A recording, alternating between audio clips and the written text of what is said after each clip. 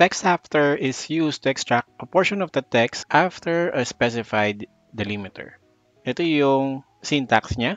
Same lang din with text before. It's just that the difference is instead of the text before the delimiter, we are taking the text after the delimiter.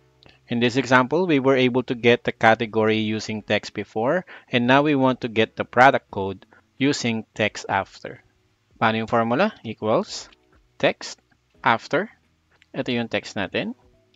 And then the delimiter is yung hyphen or yung dash. And then instance number. So since meron dalawang hyphen, ang gusto natin kunin is yung after nung second na delimiter. So ang instance natin is 2. Close and enter. Copy yung formula pababa, and there you go.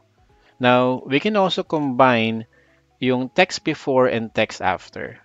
In this example, we want to get yung product type.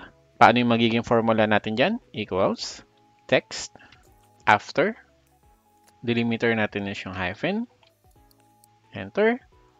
And inines ulit natin yan with text before. And ang delimiter natin is yung hyphen ulit. And there you go.